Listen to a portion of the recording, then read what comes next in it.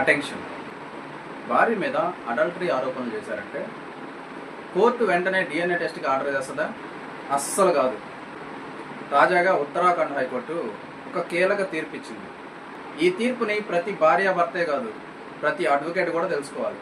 ఈరోజు మనం సునీల్ సింగ్ వర్సెస్ అంజు గుప్తా సింగ్ కేసులో ఉత్తరాఖండ్ హైకోర్టు ఇచ్చిన తీర్పు గురించి తెలుసుకున్నాం. ఈ తీర్పులో DNA టెస్ట్ ఎప్పుడు చేయొచ్చు, ఎప్పుడు కోర్టు తిరస్కరిస్తుంది, సెక్షన్ 112 ఆఫ్ భారతీయ సాక్ష్య అధినియం ఎలా వర్తిస్తుంది అన్న విషయాలను సింపుల్గా తెలుసుకుందాం. ఈ కేసులో భర్త హిందూ మ్యారేజ్ యాక్ట్ ప్రకారం డైవర్స్ కేసు వేశాడు. ఆ డైవర్స్ కేసులో తన భార్యపై అడల్టరీ ఆరోపణలు చేశాడు.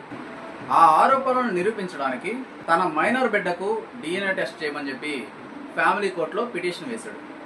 కానీ ఫ్యామిలీ కోర్టు ఆ పిటిషన్ని డిస్మిస్ చేసింది. దాంతో భర్త ఉత్తరాఖండ్ హైకోర్టుని ఆశ్రయించాడు.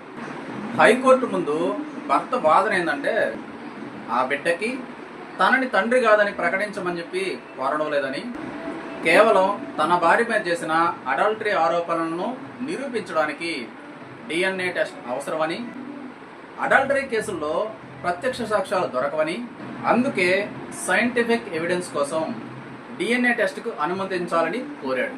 కానీ హైకోర్టు అతని వాదనని తిరస్కరించింది. కోర్టు ముఖ్యంగా సెక్షన్ 112 ఆఫ్ భారతీయ సాక్ష్య అధినియం గురించి వివరించింది.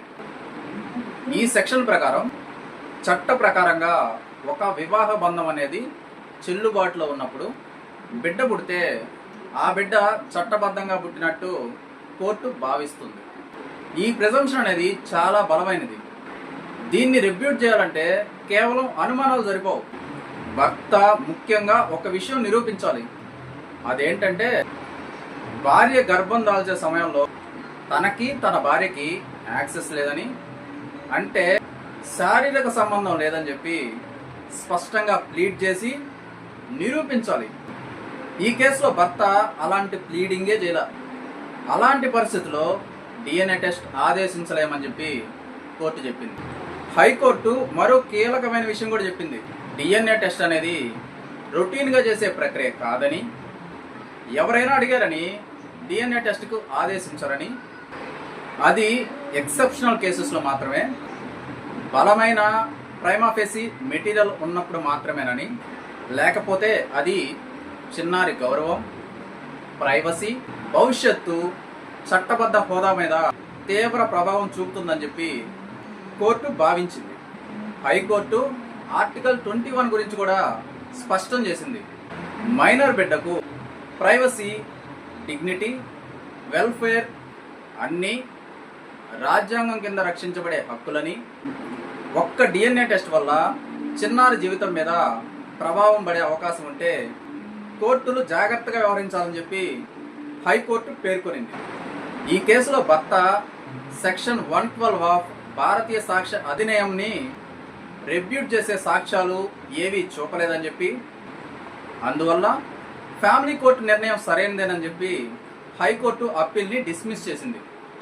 సో ఈ తీర్పు ద్వారా గుర్తుంచుకోవాల్సిన విషయాలు ఏంటంటే, అడల్టరీ ఆరోపణలు చేసినంత మాత్రాన DNA టెస్ట్కి ఆదేశించరు.